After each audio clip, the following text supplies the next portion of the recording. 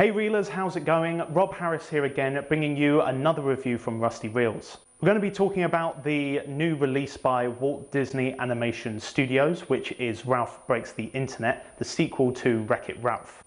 Following on from the Wreck-It Ralph story, Ralph and Venellope's adventure this time is taking them beyond the realms of the arcade, this time to the World Wide Web, in efforts to save Venellope's game Sugar Rush from being unplugged.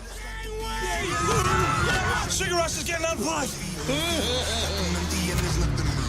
Whereas in the first film, the universe is pretty much confined to the arcade and mostly 80s, 90s style game puns and nostalgia, Ralph Breaks the Internet is bringing you more into modern day trends on a global scale, with jibes towards current themes with social media, top brands and gaming. This place is bonkers! You know where to go if we ever need a pair of goggles.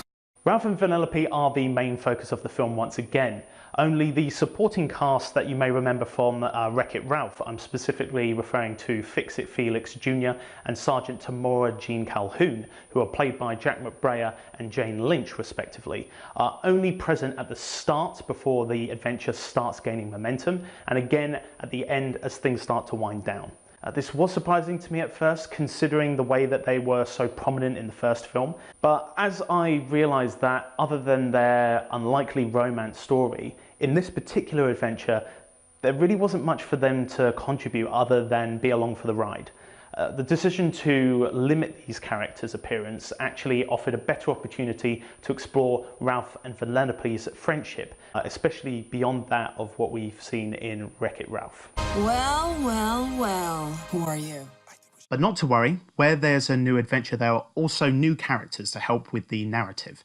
Most prominent are a couple of the female supportive cast. Firstly, we have Shank, who is voiced by Gal Gadot. Famous for her Wonder Woman portrayal in the latest DC Universe films, here she plays a racer character from the online multiplayer racing game Slaughter Race. Venellope finds a kinship with her as Shank can actually offer some competition to Venellope when it comes to racing.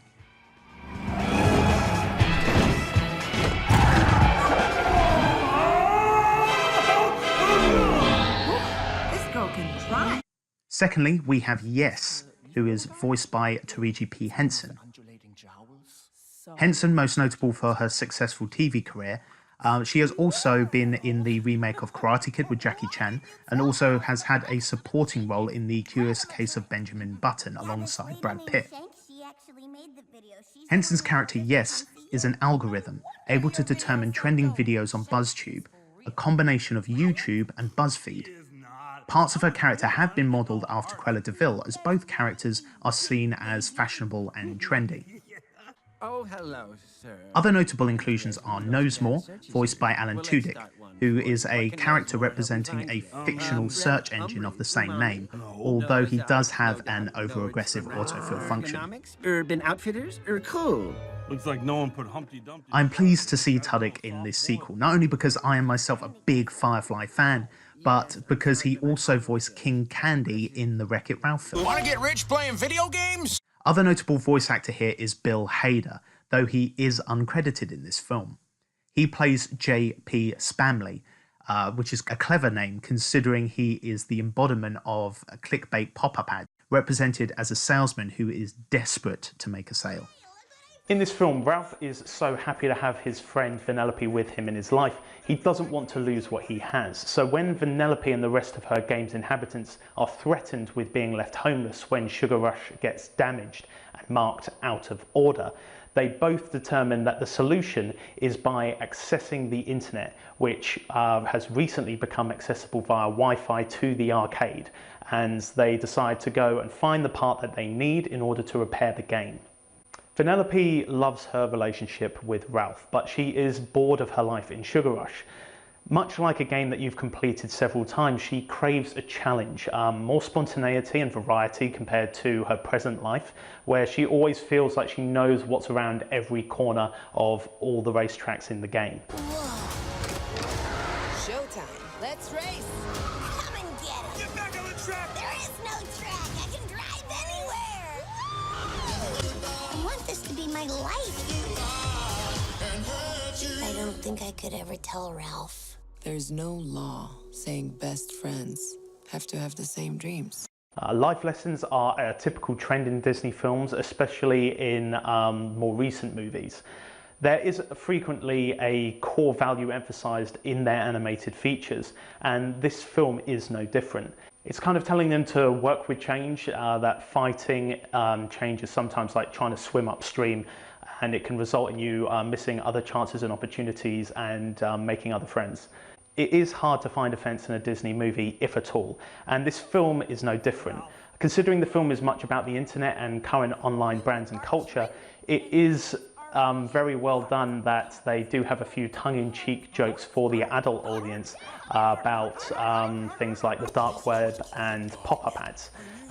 They don't go too much into other adult content because, of course, this would be inappropriate. Kids might not get things like pop-up ads at a very young age, but of course as they get older and they re-watch the film, they'll probably notice these moments of hidden humour for more of the adult audience.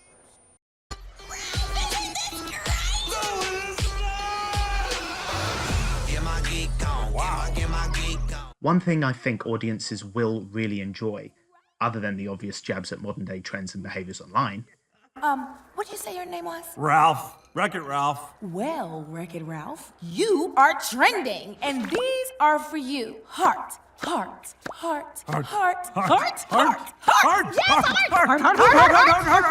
heart. Redirecting to eBay. Ladies and gentlemen, the next item up, a black velvet painting of a sorrowful kitten. The other thing to enjoy is the sheer amount of pop culture references, and given this is a Disney movie, you will spot an overabundance of cameos, from Star Wars to Marvel characters, all the way to Disney princesses. Cursed? No. Kidnapped or enslaved? No. Are you guys okay? Should I call the police? And I have to assume... The cameos of these iconic female characters was something I was most looking forward to seeing since the release of the trailers, especially considering that most of the original voice cast for these characters reprised their roles for these scenes. And now for the million-dollar question.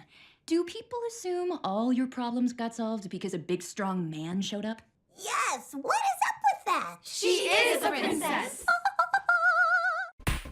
Considering sequels skirt the line of whether they live up to their predecessors or not, Ralph Breaks the Internet, for me at least, continues the story of Wreck-It Ralph and develops the characters further and steps on the side of the line towards being a sequel that surpasses the first movie.